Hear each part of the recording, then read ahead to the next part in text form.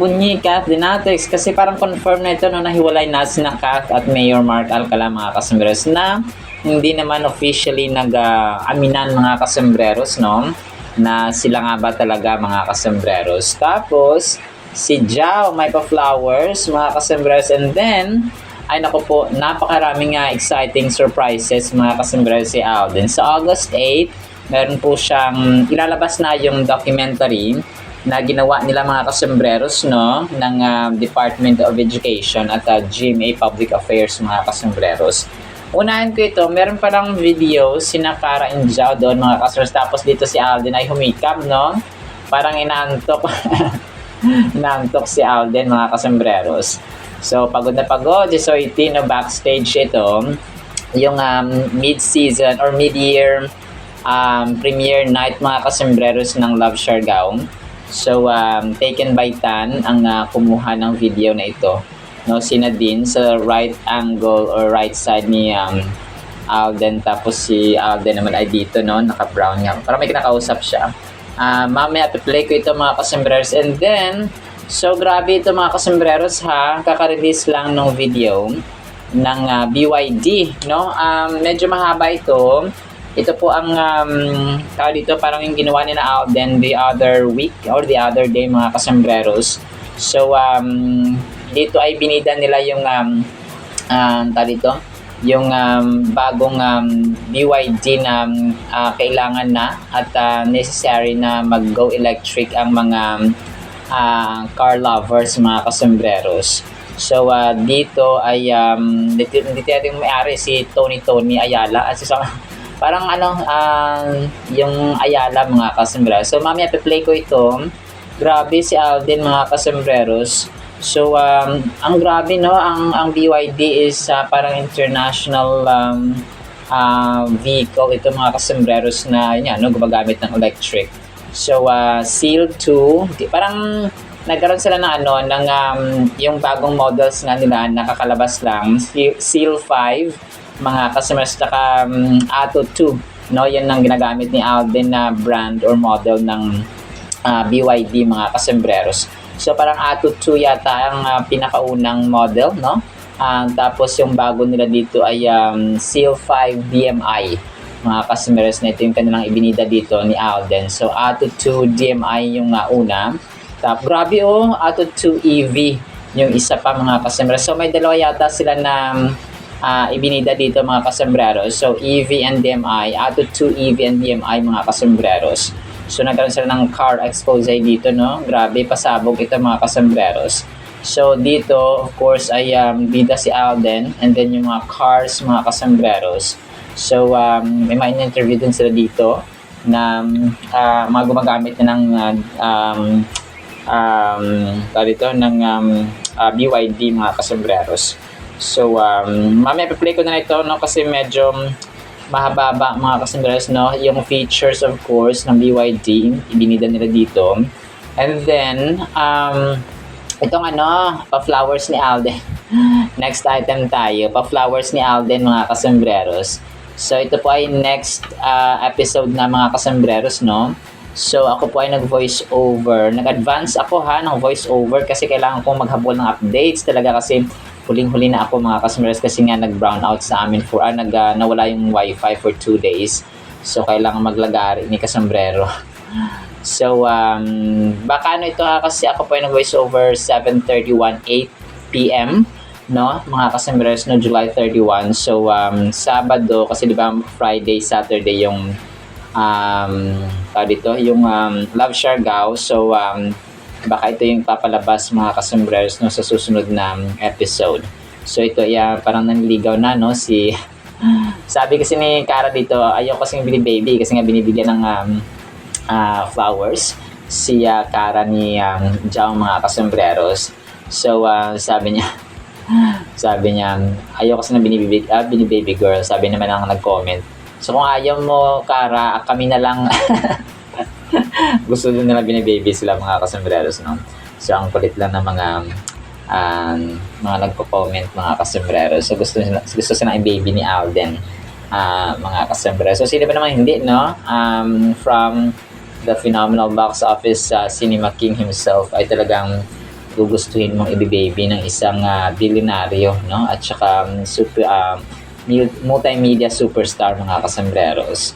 So yun po, no? Mamaya play ko nito. Tapos, may kakulitan pala ito si Alden, no? At saka si si Aubrey Carampel. Kasi yung sa time na BYD, di ba dapat interviewin si Alden ni Aubrey Carampel. Ngayon, parang may kausap pa si Aubrey Carampel. Ang nangyari, siya yung may hawak ng microphone. Tapos, parang siya yung kunwari ay nag-host, mga kasambreros, at mag-interview. Sabi ni Aubrey Carampel, huy! Sobrang close ng dalawang ito, na mga kasambreros. So, ang kulit ni Alden, no? Grabe talaga yung sense of humor nito. Sorry po. Napatawa ko dito kay Alden, no? Tsaka kay parang parang magtatrabaho lang siya sa kumpanya, tapos biru-biruan, mga kasambreros. So talagang dito kulitan mode ito, mga kasambreros, no, ni na Ma'am Aubrey Carampel at saka ni Alden Richards. So sabi ng mga nag-comment, baliktad na pala, no, kasi si Alden na yung mag-interview kay Aubrey Carampel, mga kasambreros.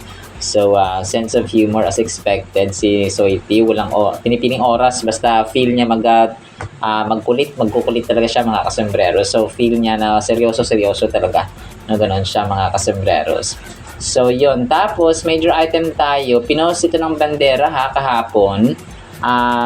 Sabi niya ay, I pray for mayor's healing. No, kasi parang sabi ito na, break na Mayor at saka si Kath, mga kasambreros, dito sa kanilang item na pinost kahapon. Catherine Bernardo, hiwalay na raw kay Mark Alcala anyari. No, sabi dito, no, mga kasambreros. So, tapos, dalawa yung nag-post dito, mga kasambreros. Meron ding nag-post dito, apart from bandera, ay dito sa Tatak Supremo, DJP Angels, mga kasambreros, 6 hours ago. Yung kanilang pinost, mahaba yung message Sabi niya, Catherine Bernardo at Lucena City Mayor Mark Alcala, hiwalay na. Tapos shock dito, mga kasambreros, broken hearted na logo or emoji. Hindi pa man umaamin sa kanilang relasyon ang actress na si Catherine Bernardo at Mayor Mark Alcala. Usap-usapan ngayon at tila tuluyan nang naghiwalay ang dalawa. Trending kasi sa Reddit at Twitter ang mga screenshot ng mga posts ni Mayor Mark Alcala kung saan tila may pinagdaraanan siya pagdating sa kanyang pag-ibig. Ayon sa mga ulat, nagkaroon naman ng matinding hindi pagkakanawaan sina Catherine Bernardo at Mayor Mark Alcala. Expected ko na ito, mga kasambreros, kahit na sabihin natin, kunaris, naging sila. Expected ko na ito, no? Kasi alam natin na hindi nag-jive yung kanyang ugali. Alam natin kung sino ang nagde-drive talaga at nagkakasunod ng ugali at values, no? Ay walang iba yan kundi si Alden Richards, mga kasitisoy lang, yung nakakahuli ng kiliti ni ni Kath, mga kasambreros. So, sabi ito, ayon sa maulat, nagkaroon naman ng matinding yun, dahilan ng kanilang paghiwalay. Mutual decision naman ng dalawa ang kanilang paghiwalay upang protektahan ang kanilang reputasyon, lalo na ang career ni Catherine Bernardo. May ilan namang nagsasabi na hindi talaga bagay si Catherine Bernardo sa relasyon kay Mayor Mark Alcala dahil sa mga lumalabas na usapin tungkol sa pagiging malapit nito sa ibang babae. Oo nga, mga kasers, no, gano'n sabi ko, unang-una pa lang nalabas at pumutok ang isyong ito na may Mayor Mark Alcala at saka Kath, mga kasers. Hindi naman magtatagal yan kasi alam natin yung values ni Kath at saka yung values ni Mayor Mark Alcala. Hindi natin sinisiraan siya. Pero according nga sa previous relationships niya ay hindi naging successful, no, mga parang kung siguro artista si Mayor Mark Alcala, tapos nagkaroon siya ng maraming jowa kagaya ni Gerald Anderson, ni Richard Gutierrez, no, at na iba pang artista, no, bago Gabby Concepcion at iba pang artista na Jarvenica. So parang isipin mo kung artista siya tapos nagkaroon siya ng maraming jowa, parang normal lang no. Pero pag public servant ka kasi, no, kagaya na nasasabi ko, kung formal ka talaga na public servant at saka kayo ni Kath, talagang dadalhin mo siya, no, sa iyong subordinates at saka sa iyong nasasakupan. Papakilala mo sa iyong mga kasamahan sa opisina and so on, mga kasasuganan ba, no? Pero kagaya na sinabi ko, hindi ito magtatagumpay. yung kanilang yung kanilang relationship kasi nga hindi naman talaga, parang, basta, no? Hindi magja-jive at hindi magkakasundo yung kanilang ugali nga mga kasembreros. Kasi nga alam na natin yung hindi natin hinuhusgahan si Mayor Mark Alcala kasi according naman yan sa kanyang past relationships sa mga babae mga kasembreros na naging sila nung kanyang mga ex-girlfriends mga kasembreros. So kung kaya ang ugali niya will speak for itself, mga kasembreros. So, we're not judging him, mga kasembreros, kasi wala tayong karapatan mag-judge. So, yun naman talagang totoo, nagkaroon siya ng maraming girlfriends, mga kasembreros. So, we cannot deny the fact, or truth, mga kasembreros, na yun po yung nangyari. Alright? So, pero nga, magbunyi tayo kasi kung gano'n man ang nangyari ay talagang plus points yan. At saka advantage sa mga Cathdinatics, mga kasembreros, kasi we're praying and hoping na magkaroon ulit sila ng panibagong project, mga kasembreros.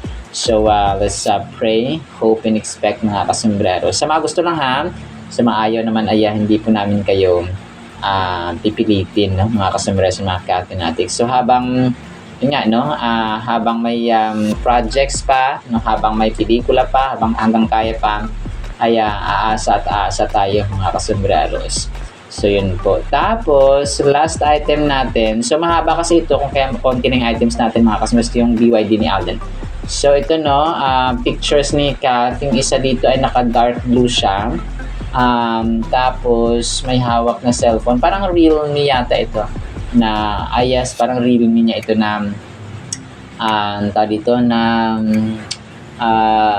endorsement, mga kasembreros. So ito po ay part ng kanyang brand endorsement na Realme, mga kasembreros. So parang behind the scene ang isa dito na video, tapos yung isa naman na picture lang, mga kasembreros. Sobrang ganda, of course, niya phenomenal box office ni Ma'am Queen sa kanyang dark blue or navy blue na suot. Tapos yung isa dito na picture ay naka side view siya, sobrang ganda at sobrang aliwalas na mukha niya, phenomenal box office Cinema Queen. Sobrang ganda, mga kasembreros. So ito po ay parang part ng screening or fan meet ng Kathden dati sa Hollywood, sa Colvett Theater sa California, mga kasembreros. Sa Los Angeles yata ito, California, sa Colvett Theater. So part ba ito ng promo nilang Hello Love Again, mga kasembreros. So yun po. Alright, so yun lang sa ating Cathdin items. So pakinggan natin itong mga videos, especially itong kakulitan ni Alden, mga kasembreros, and then itong BYD niya. Tapos ang salita ng Panginoon na sobrang mahalaga sa ating buhay. Isang pinagpalang araw po sa bawat isa. Special discount. Asa ka ba? Record nyo to. Mas parating yung sa desk. Asan ba kayo? Ako nag-i-interview kay Audrey Carampel, guys. Mga kapusa, dito na tayo sa Grand Launch ng sige. 5 TMI at BYD Auto 2. At Sige, next sige, month, ako kasama na bahala. natin Kasama na. yung the one and the only, the ambassadors of the BYD, Miss Audrey Carampel. Audrey, kamusta experience mo dito sa ano? Kaya nga, pero may kumakausap ko yung mga gente. Ano mo na?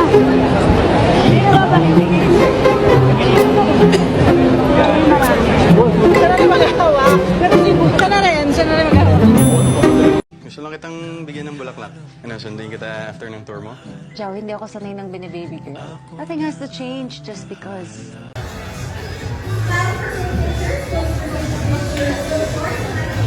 Ang ganun dyan.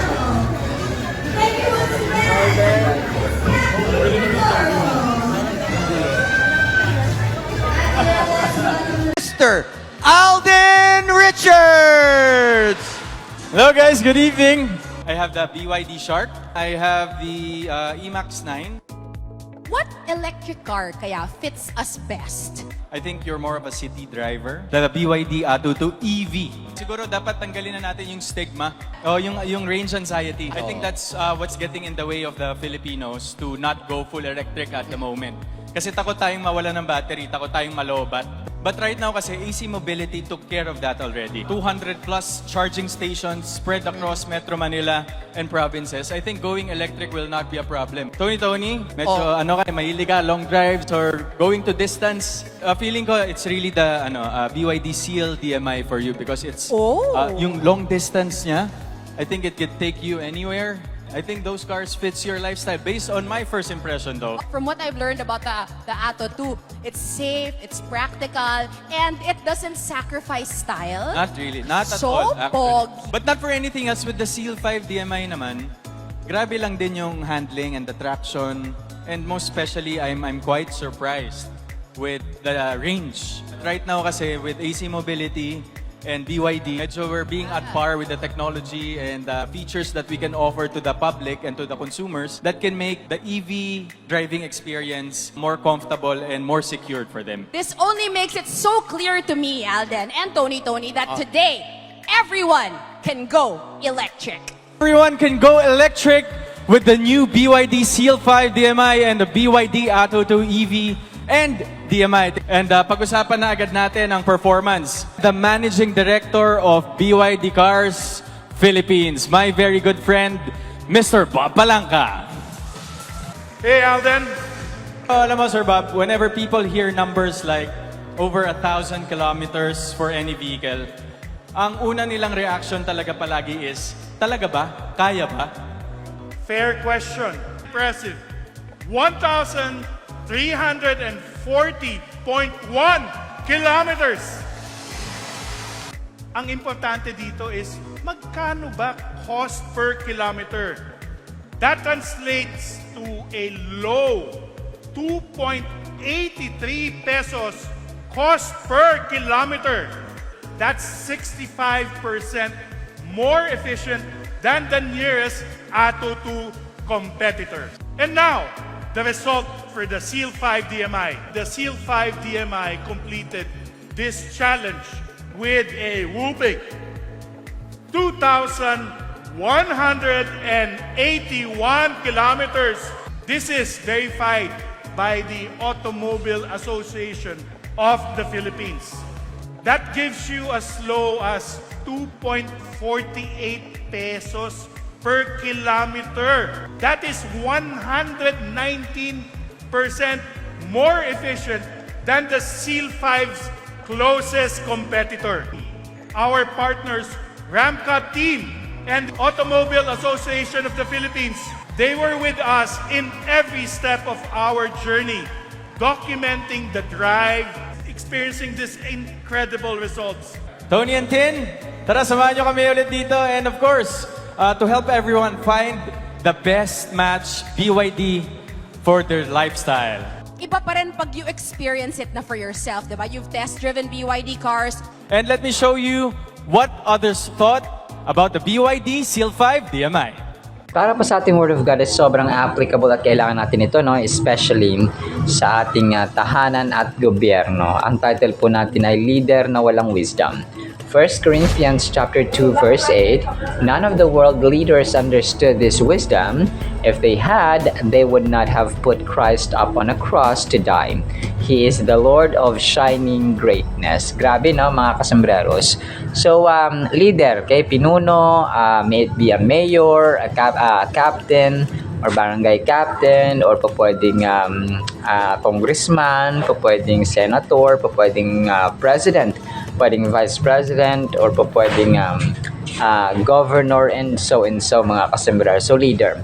Sa ating pamilya, yung ating tatay, yung ating nanay, o kung sino man dyan na guardian, mga kasembreros na nagsisilbing mga kumapaulo at saka haligi at saka ilaw ng tahanan, mga kasembreros. So, sila yung sabi dito na leader na walang wisdom. So, delikado yun kasi kapag ang isang pamilya ay led by a parent or parents, mga kasembreros na alaman, of course, na sa salita ng Panginoon. So, ay tuturo nila, may it be based sa experience, pwede yun. Maaring ang kanilang tuturo ay kung ano lang yung nalalaman nila, mga kasembreros. So, ang tao na may alam naman sa salita ng Diyos, or tatay, or nanay, or guardian, or kung sino mang head ng family, na may alam sa salita ng Panginoon ay ituturo niya rin na yung Word of God mga kasembrero sa loob ng tahanan. So, yung wisdom kasi, it's a heavenly gift, no? Mula ito sa Panginoon, mga kasemberos, mula sa langit. Hindi siya something na, well, of course, no, kailangan nating matutunan na yung fear of the Lord, the beginning of wisdom, mga kasembreros, so yung salita ng Diyos, no? At saka regalo. Every time we pray, we ask for wisdom, we ask for understanding, we ask for comprehension. Ang Diyos po natin ay hindi madamot. As a matter of fact, ay gustong-gusto yung nabigyan ng wisdom, ng love, ng care, ng concern, ng kindness, ng mercy, ng compassion, and anything na gusto nating mataglay. Patience, mga kasembreros, no? So, anything that we ask for kay Lord Jesus Christ or kay God, mga kasembreros, ay willing na willing siyang ibigay sa atin. If we are consistent, if our motivation is pure, if our intention is pure, mga kasembreros, kasi kung hihingi ka naman ng wisdom, tapos gagamitin mo sa masama, so, it's something na negative na parang ekis, mga kasembreros, no? Sa ating Diyos. So, ganun po siya. And ganun din po, no, sa ating government, mga kasembreros, na kunwari yung president natin or vice president or kung sino man dyan na leader natin sa gobyerno na wala silang wisdom, napakadelikado because yung pangungunahan nila or pamumunuan nila ay hindi lamang isang barangay, for example. So, marami, milyon-milyon mga customers. That is why, kapag ang isang leader ay, for example, walang alam sa batas, no, kung may alam man ay shallow or konti lang mga kasombrero, so delikado rin po yun. Kung wala siyang alam talaga sa leadership, no? Kung kaya sasabi ko na yung David's leadership or Jesus Christ's leadership, mga kasombreros, kasi isa sa mga natures talaga ni Lord Jesus Christ dati nung nililid niya yung mga disciples niya ay he was very personal, no, mga customers. Hindi naman ibig sabihin na personal ay araw-araw mong pupuntahan sa bahay, so hindi po, no. Pero maigi kasi na sa isang lugar, for example, pupuntahan mo sila, you know their situations or you observe their situations. So makita mo kung ano yung mga bagay na dapat gawin, no, mga kasor. So ganun po siya. So kung hindi mo kasi nakita yung napupuntahan yung isang bagay or hindi mo na-experience, sometimes mahirap sa'yo na tumulong, no, ganoon siya, mga customers. For example, sa panahon ng mga kalamidad, no, kapag hindi mo mismo napuntahan doon, alam mo lang na may baha, tapos iba kasi yung alam mo lang sa malayo versus doon sa nakita mo mismo, no, at saka na-experience mo yung baha mismo, mga customers. Yung pagko-commute, no, kunwari sa tren or sa mga transportation vehicle, mga kasombreros. So, hindi mo ma-experience kung, or public transportation vehicle kasi pwede naman sa kotse, no? So, kunwari, kung ikaw ay isang senador o isang congressman o isang president, sometimes you will not experience the way other people or yung mga ordinary commuters, kung ano yung pakiramdam na nagko-commute mismo kung ikaw ay hindi nagko-commute. Pero kung ikaw ay magko-commute tapos makita mo na ganito pala kahirap, ganito pala. So, it's a sort of gaining wisdom as well, mga kasombreros. So, ganun po siya. And especially sa batas, no, kapag nagkakaroon ng constitutional crisis, yung mga tao or mga officials natin sa government ay hindi nila alam ang batas gaano or hindi nila sinusunod ang batas. So it's also something na mahirap at dangerous, mga customers, kasi apektado talaga ang mamamayang Pilipino. When we reflect on the words of 1 Corinthians chapter 2 verse 8, we find ourselves faced with a powerful revelation. The Apostle Paul speaks about the wisdom of God that was hidden from the rulers of this world. So grabe, no, hidden daw sa tinago daw sa mga rulers or sa mga pinuno ng mundong ito, mga kasombreros.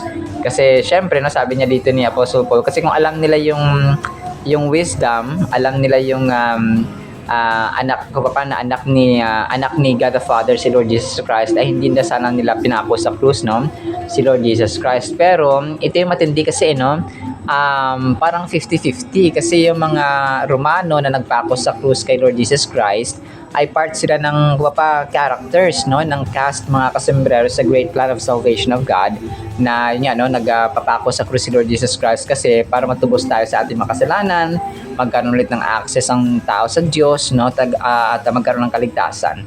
So tapos kung nalaman naman nila ay hindi nila ipapako sa krus si Lord Jesus Christ, which is kapag hindi siya napako, walang dugo na dadanak, walang salvation or walang redemption na mangyayari mga kasumbrers. Grabe no, napakalalim na truth ito mga kasumbrers. These rulers, often identified as the spiritual and political leaders of the time, had the opportunity to know the truth about Jesus and the divine plan of salvation. However, they remained blind to this wisdom. The verse states that had they known this truth, they would not have crucified Jesus, the Lord of glory. So yun siya, no? Kasi kung alam naman sana nila, ay hindi nila ipapako ang Son of the Lord mga kasusun, or Son of the living God, the Messiah. This verse illustrates a fundamental principle in our faith.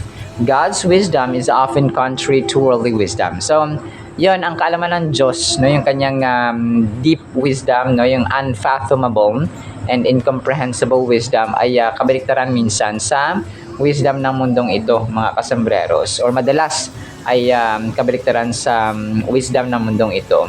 So kung hindi tayo nagbabasa ng Biblia, kung hindi tayo nananalangin, ay maliligaw tayo ng landas. So that will lead us to destruction instead of gaining more faith, gaining more wisdom, mga kasembres. The rulers who condemned Christ were acting out of self-interest and fear, reflecting the fragility and shortcomings of human understanding. Their decisions were based on earthly power and authority, but they failed to recognize that Jesus was the very embodiment of God's glory and plan for redemption. This highlights that trusting in human understanding alone can lead to grave errors, especially when it comes to spiritual matters. So, nagpapakita ito na kapag ang tao ay kapag naniwala lang sila, no, sa kanilang sariling kakayanan, sa kanilang sariling desisyon, sa kanilang sariling plano, sa kanilang sariling alam, mga kasama, sometimes ay nauwi ito sa distraction at saka maling choices, maling actions, mga kasambreros in general. So, whereas kapag tayo ay guided by the wisdom of God, mga kasambreros, ay magkakaroon pa tayo ng mas malalim na pananampalataya, no? At saka mas magtitiwala tayo sa Diyos, mga kasambreros. Secondly, we see the concept of understanding, or rather, the lack thereof. Understanding in a spiritual context goes beyond intellectual acknowledgement. It involves a heartfelt acceptance and acknowledgement of Jesus as the Messiah. So, hindi lamang siya yung beyond intellectual acknowledgement. So, may kaalaman, may intellect, mga kasamaras, hindi po. It involves a heartfelt acceptance and acknowledgement of Jesus as the Messiah. So, si Lord Jesus Christ ang Messiah, no? Tagapagligtas, mga kasambreros. The rulers mentioned had the opportunity to embrace this revelation, but chose the path of ignorance, illustrating the dangers of pride and self-reliance. So, ayun, delikado rin yung masyado kang nagtitiwala sa sarili, self-reliance ang tawag doon, mga kasambreros. Yung parang akala mo sarili mo ay magaling ka na, no, akala mo ay tama. So sometimes, or not sometimes, but most of the time, let's also think, no, manalangin at saka mag-isip, mga kasambreros, before we act. Lastly, there's the implication of consequence. Their failure to recognize Jesus' true identity led to the greatest act of injustice. So yan, kasi si Jesus Christ, diba, pinako siya sa krus ng the most horrifying, the most terrible death, mga kasambreros, na kanyang na-experience, which is kasi yung pagpapako sa krus, according sa Roman tradition or sa Roman culture na mga Romano, mga kasambreros, ay pinakamalala, kung ikaw na yung pinakamalalang kriminal, pinakamasamang kriminal, ay pagpapapako sa krus ang hatol yung gagawin sa iyo, mga kasambreros, which Jesus Christ shows, mga kasambreros, no? And yun yung pinili niyang pinakamalalang pagkamatay, mga kasambreros, to show to the humanity yung kanyang grabing pag-ibig, mga kasambreros. So, ganun po siya. So, wag tayo magtiwala sa ating sarili sometimes, no? Pwedeng humingi tayo ng mga opinions, ng mga suggestions sa mga tao sa paligid natin, and of course, no, magbasa ng Biblia and fear God, no, the source in the beginning of wisdom. Alright, sinama sa ating Word of God, ha? Nawapipupulan po tayo ng pag-ibig, pananampalataya, pag-asa, and wisdom, mga kasambreros, na nagmumula sa ating Diyos na makapangyarihan sa lahat. In the mighty, holy, sweet, magnificent name of the Lord Jesus Christ, we pray, with the communion of the Holy Spirit of the living God, And everyone said amen and amen. See you sa next segment mga kasumbrers and paalam po. Love you.